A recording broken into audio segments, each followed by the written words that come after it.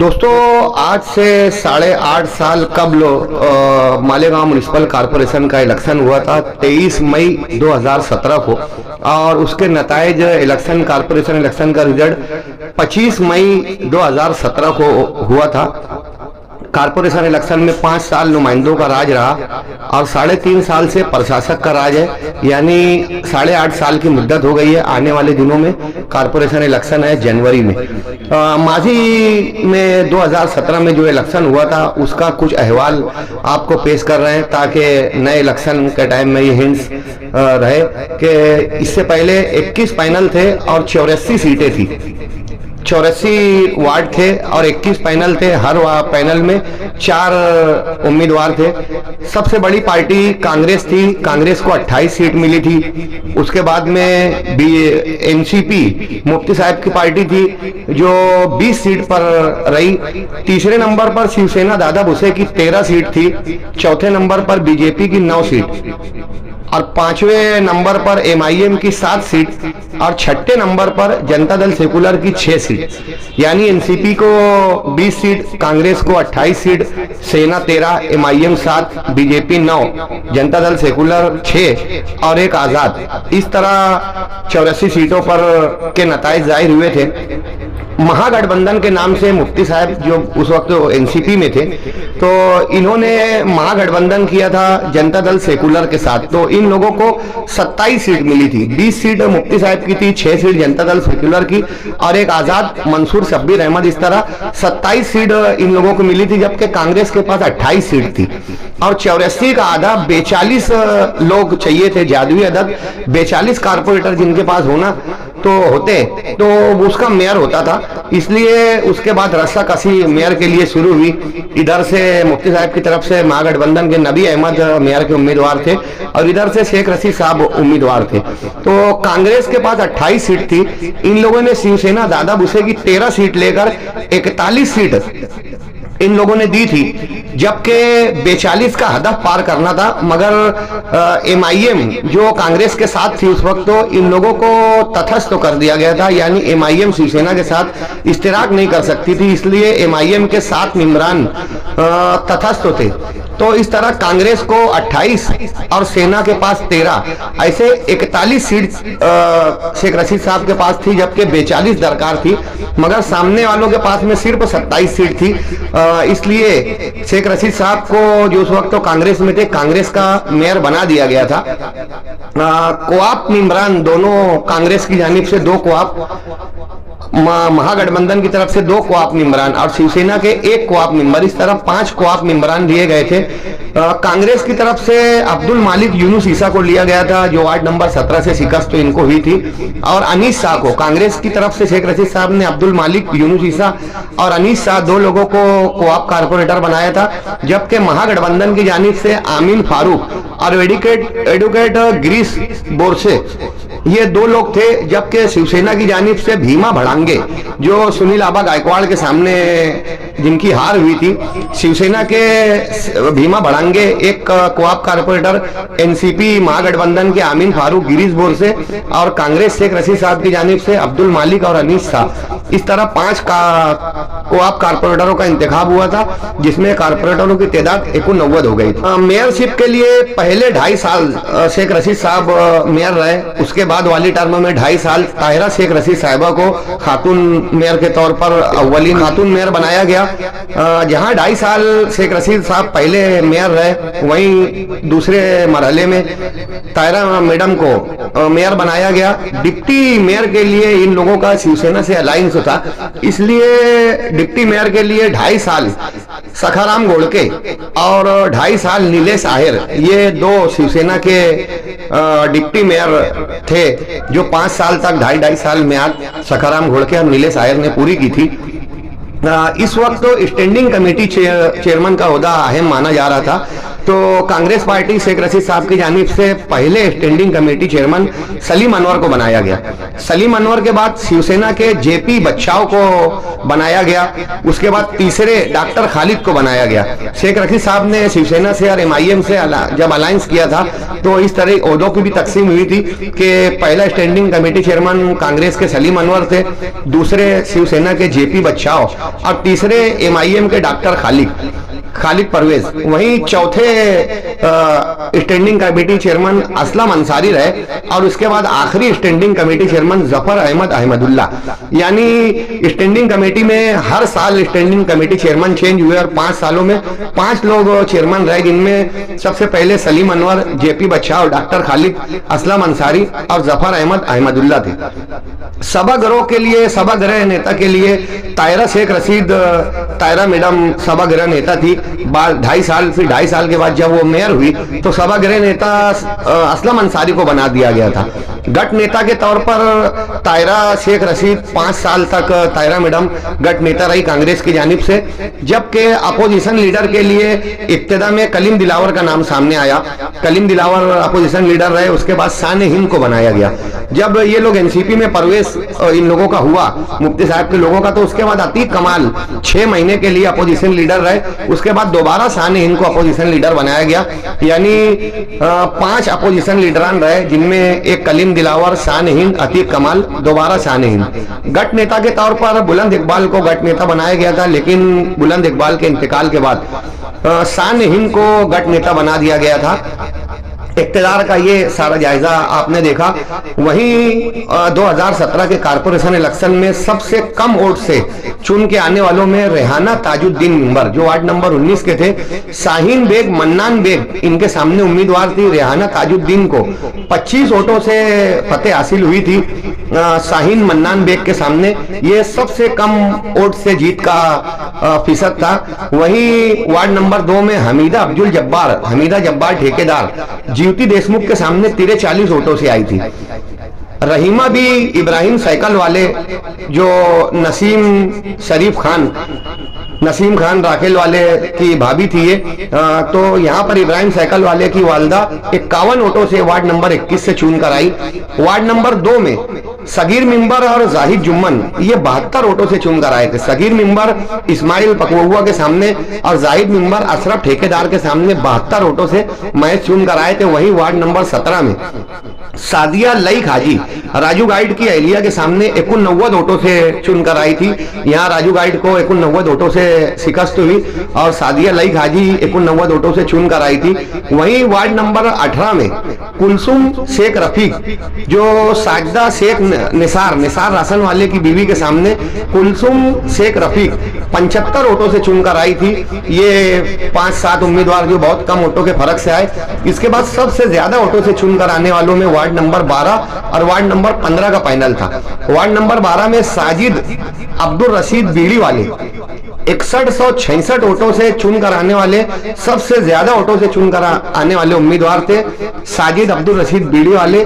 6166 इन्हें वोट मिली थी, जबकि 6166 वोटों से चुनकर आए थे। जबकि कलीम दिलावर को 5742 वोटों से फतेह हुई थी। आसफा राशिद अयूब को 5634 वोटों से फतेह मिली थी। जबकि बुलंद इकबाल इसी पैनल में थे, उनको 4617 वोट से फतेह हासिल हुई थी, क्योंकि यहाँ पर इश्तियाक निहाल अहमद उनके भाई भी इलेक्शन में खड़े हो गए थे, जिसकी वजह से वोट डिवाइड हुई। और इस पैनल में जहां साजिद अब्दुल रशीद 6166 वोटों से फतेहयाब हुए, वहीं बुलंद इकबाल 4617, आसफा राशिद 5600 वोट और कलीम दिलावर 5742 वोट।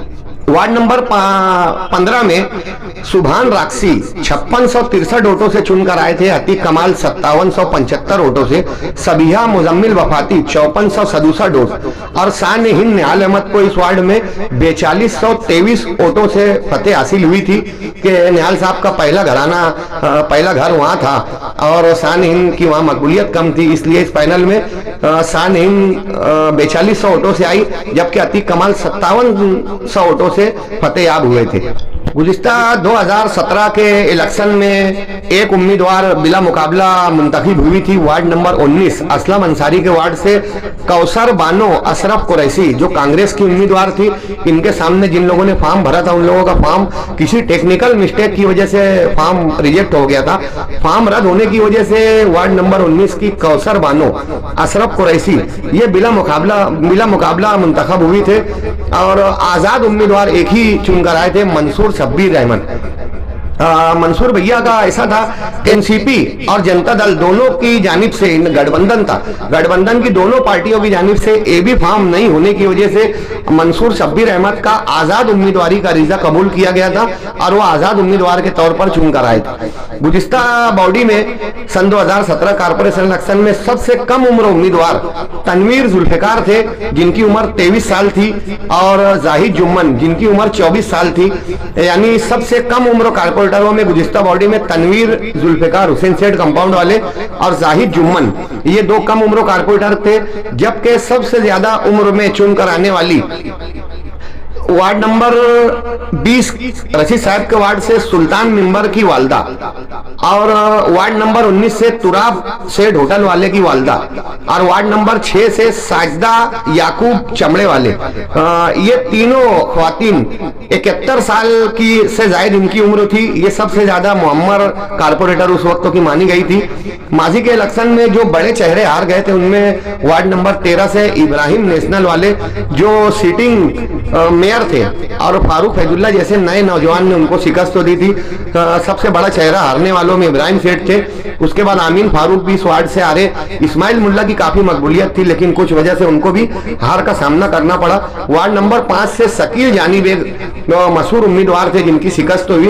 वहीं वार्ड नंबर 21 में डॉक्टर खालिद के सामने खालिद हाजी को भी शिकस्तों का सामना करना पड़ा था। वार्ड नंबर 6 में 3 बड़े चेहरे जिनको शिकस्तों का सामना हुआ, उनमें इरफान आबिद अली, सफी घंटी करप्शन और रिजवान साहब जो काफी मकबूलियत के बावजूद भी चुनकर नहीं आ सके थे। गुज़िस्ता बॉडी जब चुन कर आई थी उस वक्त से लेके अब तक इन 8.5 सालों में 11 कारपोरेटर्स का इंतकाल हो चुका है। 11 कारपोरेटरों में से 10 की मौत सेंट्रल से हुई है और एक आउटर से। वार्ड नंबर 1 में कविता किशोर बच्छाव नामी एक खातून कारपोरेटर कोरोना से कब्ल ही उनका निधन हो गया था। उसके बाद वार्ड नंबर 3 में मंसूर शब्बीर अहमद का इंतकाल हुआ। वहीं साइद रेशम वाले की अहलिया सायरा साइद रेशम वाले का इंतकाल हुआ। वार्ड नंबर 6 साजदा याकूब चमड़े वाले, वार्ड नंबर 6 से इनका इंतकाल हुआ। वार्ड नंबर 12 से बुलंद इकबाल निहाल अहमद का इंतकाल हुआ। वहीं वार्ड नंबर 13 में सैयद मुस्लिम का इंतकाल हुआ अभी कुछ माह कबल ही। वार्ड नंबर 14 में नजमुन निसा शमसुद्दोहा सलीम शमसुद्दोहा की वालदा शमसु मिंबर की अहलिया नजमुन निसा का विशाल हुआ। वहीं आरिफ सिल्लौटी की बीवी अख्तरुन निसा आरिफ सिल्लौटी का भी वार्ड नंबर 14 से इंतकाल हुआ। वार्ड नंबर 15 में अतीक कमाल का भी इंतकाल हुआ जो मशहूर कारपोरेटर थे। वार्ड नंबर 20 में शेख रशीद साहब का इंतकाल हुआ, सुल्तान लौ मिंबर का, और रशीदा भी सुल्तान मिंबर की वालदा। इन 3 लोगों का वार्ड नंबर 20 में इंतकाल हुआ। इन 11 कारपोरेटरों के इंतकाल के बाद 2 जगह पर सिर्फ जिमनी इलेक्शन हो पाए थे। एक वार्ड नंबर 6 में साजदा याकूब चमड़े वाले, यहाँ जिमनी इलेक्शन हुआ जहां इनके सामने कांग्रेस के फारूक कुरैशी की अहलिया कारपोरेटर बनी। यानी कांग्रेस के पास पहली टर्म में 2.5 साल वाली टर्म में 28 सीट थी। इसके बाद दूसरी टर्म में कांग्रेस के पास में 1 सीट का इजाफा हुआ था, 29 सीट थी। और महागठबंधन के बाद पहले 2.5 साल में 27 सीट थी और दूसरे 2.5 साल में 1 सीट की कमी हुई थी, यानी 26 पर ये लोग सिमट गए थे। वार्ड नंबर 12 में बुलंद इकबाल का इंतकाल हुआ जिसके बाद जिमनी इलेक्शन हुआ और यहाँ से उनके बहनोई मुस्तकीम डिग्निटी दोबारा उम्मीदवार हुए और उनको कामयाबी मिली बड़ी तादाद में वोटों से। मंसूर शब्बीर अहमद से लेकर शेख रशीद साहब तक 11 कारपोरेटर का इंतकाल हुआ और 2 जगह जिमनी इलेक्शन हुए, एक वार्ड नंबर 6 में और एक वार्ड नंबर 12 में। वार्ड नंबर 6 में साजदा याकूब चमड़े वाले के सामने फारूक कुरैशी इसलिए चुनकर आ गए थे कि उस वक्त तो हुसैन सेठ कंपाउंड मुफ्ती साहब से नाराज था और इन लोगों ने फारूक कुरैशी की हिमायत की थी। यही वजह थी कि 6 नंबर वार्ड जो महागठबंधन का गढ़ माना जाता था, यहाँ से फारूक कुरैशी की अहलिया चुनकर आई। इन 8.5 सालों में जिन अहम शख्सियात हमसे जुदा हो गई, उनमें एक अहम नाम शेख रशीद साहब का माना जाता है, बुलंद इकबाल का माना जाता है, नजमुद्दीन खजूर वाले, इब्राहिम सेठ। ये 4 बड़ी शख्सियात, यानी शेख रशीद साहब का इंतकाल हुआ, बुलंद इकबाल, नजमुद्दीन खजूर वाले और इब्राहिम सेठ का इंतकाल हुआ। तुराब सेठ माविन कारपोरेटर, उनका इंतकाल हुआ, और एक उम्मीदवार शहर के सोशल वर्कर जैनू मंसूरी का इंतकाल हुआ। सीनियर कारपोरेटर अतीक कमाल का इंतकाल हुआ। मंसूर शब्बीर अहमद का हुआ। वहीं सुभान राक्सी के भाई मन्नान राक्सी का भी वार्ड नंबर 15 से इंतकाल हुआ। हजार खोली के मशहूर सोशल वर्कर पप्पू अनाउंसर और सुल्तान लौ, इन मशहूर शख्सियात का इन अय्याम में इंतकाल हुआ। एक घर से कई लोगों के चुन के आने का ये जो मामला है, तो इसमें यूनुस ईसा साहब के घराने से 4 कारपोरेटर हुए, यानी यूनुस दादा खुद, डॉक्टर खालिद परवेज और अब्दुल माजिद हाजी। इनके अलावा मालिक भाई को कोआप में लिया गया, यानी यूनुस दादा के घर से 4 कारपोरेटर थे, यूनुस दादा, डॉक्टर खालिद, माजिद हाजी और मालिक भाई। वहीं बुलंद इकबाल के घराने से भी 4 लोग कारपोरेटर हुए। बुलंद इकबाल कारपोरेटर हुए, शान हिंद, मुस्तकीम डिग्नेटी और अतीक कमाल। इस तरह निहाल साहब के घराने से 4 लोग कारपोरेटर बने। वही एक ही घर से 2 लोग, यानी 2 भाई जफर अहमद अहमदुल्ला और नबी अहमद अहमदुल्ला, एक घर के 2 कारपोरेटर बने थे। वहीं शेख रशीद साहब और ताहिरा मैडम, ये भी एक घर के 2 कारपोरेटर थे। वहीं शिवसेना की जानिब से सखाराम घोड़के, जो संगमेश्वर से चुन के आए थे, और उनकी बेटी कैंप इलाके से सुनीता वाघ चुन कर आई थी, यानी सखाराम घोड़के के घर से 2, नबी अहमद के घर से 2, रशीद साहब के घर से 2, यूनुस दादा के घर से 4 और निहाल साहब के घर से 4। इस तरह के एक ही घर के आने वाले कारपोरेटरों का ये जायजा था। जिस वक्त 2017 में इलेक्शन हुआ था, उस वक्त कमिश्नर के तौर पर संगीता ढाईगढ़े नामी खातून कमिश्नर थी, जो कामकाज में काफी चुस्त मानी जाती थी। इनका कुछ दिनों के बाद में ट्रांसफर करवा दिया गया। उसके बाद किशोर बुरुड़े आए। किशोर बुरुड़े बेहतरीन कमिश्नर थे, मगर उनका रिटायरमेंट का वक्त था, इसलिए वो रिटायर हो गए। उसके बाद में दीपक कासार आए। कोरोना काल के दरमियान में दीपक कासार पर अदम एतमाद तमाम पार्टियों ने मिलकर लाया और उनको मालेगांव शहर से बाहर भेज दिया गया। इसके बाद भालचंद गोसावी मालेगांव में कमिश्नर बनकर आए, जिनका बाद में ट्रांसफर हो गया। और उसके बाद फिर जमाना अभी रविंद्र जाधव प्रशासक के तौर पर काम कर रहे हैं, जो पहले कमिश्नर थे, बाद में प्रशासक हुए। यानी इन 8.5 सालों में कमिश्नर के तौर पर मालेगांव कारपोरेशन में संगीता ढाईगढ़े, किशोर बुरुड़े, दीपक कासार, भालचंद गोसावी और रविंद्र जाधव, इन 5 ऑफिसरान ने मालेगांव कारपोरेशन का कामकाज संभाला। मालेगांव कारपोरेशन में अगर हम 20 पॉइंट देखें तो 3 अफराद मुअत्तल हुए, कई पर कार्रवाई हुई, कई ठेकेदारों को ब्लैकलिस्ट किया गया। संगीता ढाईगढ़े के टाइम में वाटर गिरेज समेत कई ठेकेदारों को फाइन भी किया गया, लाखों रुपया इन लोगों को फाइन और जुर्माना उनसे लिया गया। वहीं मोतीलाल नामी एक शख्स को रिश्वत लेते हुए गिरफ्तार किया गया। पंकज सोनवने को भी एंटी करप्शन ब्यूरो ने कारपोरेशन में गिरफ्तार किया था। वहीं कमिश्नर के सहायक सचिन माले को भी रिश्वत लेते हुए पकड़ा गया। यानी मोतीलाल, पंकज सोनवने और सचिन माले, 3 लोगों को एंटी करप्शन ने रिश्वत लेते हुए गिरफ्तार किया। तीनों अभी भी ड्यूटी पर है कि लेके रिश्वत फंस गया है, दे के रिश्वत छूट जा। कारपोरेशन में अगर हम देखें कि क्या अच्छा काम हुआ है, तो शेख रशीद और ताहिरा मैडम ने मालेगांव शहर में तामीर तरक्की को लेकर काफी कोशिश की। कुछ इलाकों में अपोजिशन की जानिब से ये इल्जाम रहा कि उनको फंड नहीं दिया गया, वरना पूरे शहर में शेख रशीद साहब ने अलग अलग इलाकों में फंड दिया और अलग अलग तरीके के काम हुए। सबसे अहम काम तो ये हुआ कि कोरोना के अय्याम में मालेगांव शहर कोरोना योद्धा बना, जिसमें कारपोरेशन का बड़ा योगदान था। अली अकबर हॉस्पिटल और वाडिया हॉस्पिटल की नई तामीर और तौसी, ये साबका बॉडी का अहम काम माना जाता है। वहीं शेख रशीद साहब ने अपने उस्ताद हारून अंसारी के नाम से एक हॉस्पिटल भी इन्हीं अय्याम में बनाया। कुसुम्बा रोड और आगरा रोड के तीनों फेस इस तरीके से एक बड़ा फंड लाकर सीमेंट रोड की तामीर की गई, जो शहर के अहम रास्ते माने जाते थे। आगरा रोड की वजह से माजी में आसिफ शेख रशीद को इलेक्शन में शिकस्त बड़ी तकलीफ थी। कुसुम्बा रोड और आगरा रोड जब बनी तो शेख रशीद साहब ने बताया कि सीमेंट रोड पायदार होता है, और वही पैटर्न अब चल रहा है दीगर इलाकों में। शेख रशीद साहब ने सीमेंट रोड का मालेगांव में तारुफ कराया। पक्का बॉडी में ताहिरा मैडम और शेख रशीद साहब साहब के जरिए मीडिया सेंटर की तामीर हुई, हज तरबियती सेंटर बनाया गया, 53 घंटा गाड़ियां लाई गई मालेगांव शहर में। सनत के लिए जब मालेगांव पावरलूम इंडस्ट्री पर आफत आई तो सनत के लिए स्पेशल महासभा लेकर शेख रशीद साहब ने मालेगांव के कारखानादारों के मसाइल को हल किया। स्पेशल महासभा ये भी साबका बॉडी का अहम काम माना जाता है। ऑक्सीजन प्लांट भी हारून अंसारी हॉस्पिटल में कोरोना के वक्त में लगाया गया कि कोरोना के वक्त में ऑक्सीजन की बड़ी तकलीफ होती थी, इसलिए तायरा मैडम ने ऑक्सीजन प्लांट भी वहां पर लगाया। फायर ब्रिगेड को जदीद छोटी गाड़ियां, के बारीक गलियों में छोटी गाड़ियां नहीं जा सकती, तो जदीद गाड़ियां भी फराम की गई। मानधन के तौर पर बेशुमार मुलाजमीन लगाए गए ताकि कारपोरेशन का काम काज तेज हो सके। वहीं सेहत आम्मा को लेकर पहली मर्तबा बीओएमएस लेडीज मुस्लिम डॉक्टर्स को अपॉइंट किया गया कि सिविल हॉस्पिटल और दीगर हॉस्पिटलों में गैर मुस्लिम ख्वातीन होने की वजह से हमारी ख्वातीन मराठी नहीं बोल पाती थी, जब उनको बुरके वाली ख्वातीन मिली तो एक अच्छा माहौल था। अगर इसमें हम तनकीद देखें अपोजिशन की जानिब से मौजूदा बरसरे इख्तिदार पर जो तनकीद रही, तो वाटर गिरेज और दिग्विजय और अंडर ड्रेनेज को लेकर, इन तीन कामों को लेकर हमेशा मालेगांव शहर में तनकीद का सामना रहा। महासभा जब कोरोना के वक्त में ऑनलाइन होने लगी तो लोगों को डिसकनेक्ट कर दिया जा रहा था अपोजिशन की जानिब से, इसकी बड़ी शिकायत होती थी। यूनुस का घराना कारपोरेशन में भी पहुंच गया था और बड़ी ले दे भी हुई थी। कई बदउनवानी के मामला सामने आए, ठेकेदारों की चांदी रही, ऑफिसरान की तसाहुली बढ़ती रही।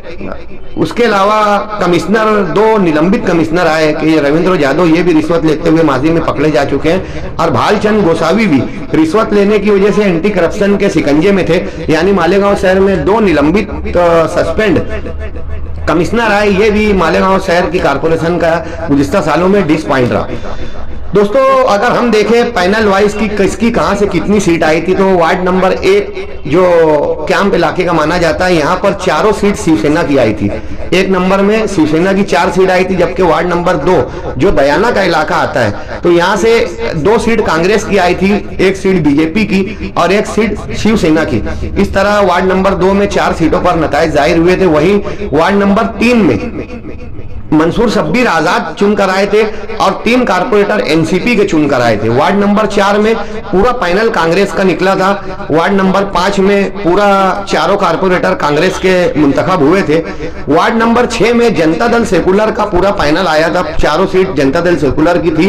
वहीं वार्ड नंबर 7 में कांग्रेस का पूरा पैनल चुनकर आया था। वार्ड नंबर 8 में शिवसेना का पूरा पैनल आया। वार्ड नंबर 9 में बीजेपी के 3 और शिवसेना का 1, इस तरह 4 उम्मीदवार वहां से नताइज जाहिर हुए थे। वार्ड नंबर 10 में पूरा पैनल शिवसेना का आया था, 4 उम्मीदवार शिवसेना के कामयाब हुए थे। जबकि वार्ड नंबर 11 में 3 बीजेपी और 1 शिवसेना, ये सुनील आबा गायकवाड़ का इलाका माना जाता है। वार्ड नंबर 11 यहाँ 3 बीजेपी और 1 शिवसेना। अब मुस्लिम इलाके शुरू हुए तो वार्ड नंबर 12 में 4 सीट, 3 सीट एनसीपी की आई थी और 1 सीट जनता दल सेकुलर की। वार्ड नंबर 13 में कांग्रेस का पूरा पैनल, 4 उम्मीदवार कांग्रेस के कामयाब हुए थे। वार्ड नंबर 14 में पूरा एनसीपी का मुफ्ती साहब का पैनल आया था, 4 कारपोरेटर एनसीपी के। वार्ड नंबर 15 में 1 जनता दल सेकुलर और 3 एनसीपी के चुनकर आए थे। वार्ड नंबर 16 एजाज बेग के इलाके में 4 कारपोरेटर एनसीपी के चुनकर आए थे। जबकि वार्ड नंबर 17 में 3 कारपोरेटर एनसीपी के चुन के आए थे और 1 मजलिस का राजू गाइड की हार हुई और सादिया लईक यहाँ से चुनकर आई। वार्ड नंबर 17 में 3 एनसीपी और 1 मजलिस। वार्ड नंबर 18 में 2 एमआईएम और 2 कांग्रेस। वार्ड नंबर 19 असलम अंसारी का, यहाँ 4 सीट पूरा पैनल कांग्रेस का आया। वार्ड नंबर 20 में शेख रशीद साहब का वार्ड, 4 सीट कांग्रेस की चुनकर आई थी। Ward number 21 doctor Khalid Deepu इलाका, यहाँ 4 सीट मजलिस एमआईएम की चुनकर आई। इन 8.5 सालों में सियासी अफराद इधर से उधर होते हैं, बगावत होती है, पार्टियां चेंज होती हैं। अगर इन 8 सालों में हम देखेंगे तो कांग्रेस यानी शेख रशीद साहब का घराना पहले कांग्रेस में था, बाद में इन लोगों ने एनसीपी में प्रवेश किया। एनसीपी के बाद अब ये लोग इस्लाम पार्टी में शामिल हैं और इस्लाम पार्टी से इलेक्शन लड़ेंगे। मजलिस एमआईएम पहले भी एमआईएम में थी, आज भी एमआईएम में है। मुफ्ती साहब की अगर हम बात करें, पहले उनका अपना तीसरा महाज था, फिर बाद में वो एनसीपी में आए, एनसीपी के बाद में एमआईएम में गए और आज ये लोग एमआईएम का हिस्सा है। आने वाले दिनों में कौन से टिकट से निशान से ये लोग इलेक्शन लड़ेंगे मालूम हो सकेगा। कांग्रेस के एजाज बेग जो पहले एनसीपी में थे, अभी ये कांग्रेस में है। शिवसेना जहां की वही है, बीजेपी जहां की वही है। जनता दल सेकुलर, न्याल साहब का घराना, जब जनता दल सेकुलर नहीं रह गई तो इन लोगों ने समाजवादी में प्रवेश किया और अब ये लोग समाजवादी के निशान से इलेक्शन लड़ेंगे। मुफ्ती साहब के 20 कारपोरेटर चुन कर आए थे, 20 में से 16 कारपोरेटरों ने एनसीपी से मजलिस एमआईएम में प्रवेश कर लिया था, जिसके बाइस एमआईएम में 4 कारपोरेटर बचे थे जो मजलिस में नहीं गए। उनमें साइद रेशम वाला, सगीरुद्दीन ट्रैक्टर वाले, अतीक कमाल और सलीम शमसुद्दौला, ऐसे 4 लोग जो एनसीपी में ही रहे और मजलिस में नहीं गए। बाद में अतीक कमाल ने जितेंद्र आव्हाड के जरिए अपोजिशन लीडर का ओहदा भी हासिल कर लिया था कि जब ये लोग एमआईएम में चले गए तो फिर अपोजिशन लीडर का एनसीपी के पास ओहदा है और एनसीपी के हम 4 कारपोरेटर हैं। तो ये एक बड़ी बगावत मानी गई थी मालेगांव शहर में। फिलहाल अगर हम देखेंगे तो माजी के कारपोरेटरों में साहिद रेशम वाला, सगीरुद्दीन ट्रैक्टर वाले और सलीम गैरेज वाले जो माजी में महागठबंधन का हिस्सा थे, फिलहाल इस्लाम पार्टी से उम्मीदवारी के लिए पर तौल रहे हैं। और नए वार्डों का अगर हम तनासुब देखें तो वार्ड नंबर 1 से लेकर वार्ड नंबर 11 तक, ward number 1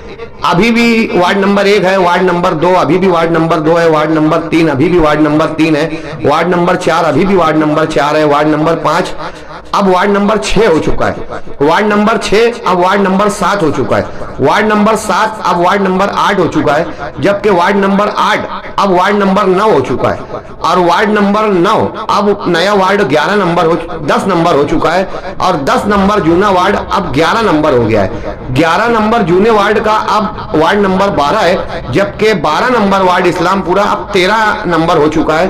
13 number ward Kamalpura अब वार्ड नंबर 5 हो चुका है। वार्ड नंबर 14 नबी अहमद का इलाका अब वार्ड नंबर 15 हो चुका है। वार्ड नंबर 15 एजाज बेग का इलाका वार्ड नंबर 14 हो चुका है। वार्ड नंबर 16 अब वार्ड नंबर 18 हो चुका है और वार्ड नंबर 17 अब वार्ड नंबर 19 हो चुका है। वार्ड नंबर 18 अब वार्ड नंबर 20 हो चुका है। वार्ड नंबर 19 अब वार्ड नंबर 17 हो चुका है। वार्ड नंबर 20 अब वार्ड नंबर 16 हो चुका है, जबकि 21 नंबर वार्ड अभी भी 21 नंबर है। दोस्तों आने वाली वीडियो में आप देखेंगे कि किस वार्ड से किस उम्मीदवार को कितनी वोट मिली थी, जीतने वाले को कितनी, हारने वाले को कितनी, हर वार्ड की मुकम्मल तफसील आने वाले वीडियो में आप देखेंगे। बहरहाल आने वाले दिनों में जनवरी में कारपोरेशन का इलेक्शन हो सकता है। वोटरों से गुजारिश है कि रुपए पैसे का लालच ना करते हुए, जात बिरादरी ना देखते हुए, पार्टी ना देखते हुए काम करने वाले उम्मीदवारों को चुन कर दें और इलेक्शन में जाती दुश्मनी ना निकाले।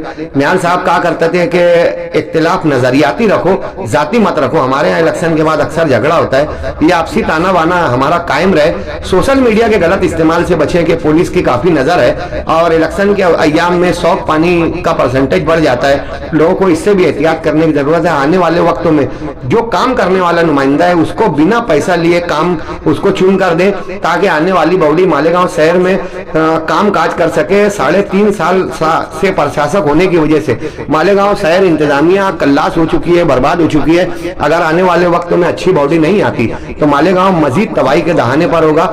इसलिए अच्छी बॉडी के लिए कारपोरेटर्स लीडरान कोशिश नहीं कर सकते, इसके लिए आवाम को कोशिश करना होगा कि जात बिरादरी ना देखते हुए, पार्टी ना देखते हुए काम करने वाले उम्मीदवारों को बिला मुआवजा और मुफ्त में कामयाब करे, ताकि आने वाले वक्तों में कारपोरेशन से मालेगांव शहर में तामीर, विकास और तरक्की हो सके।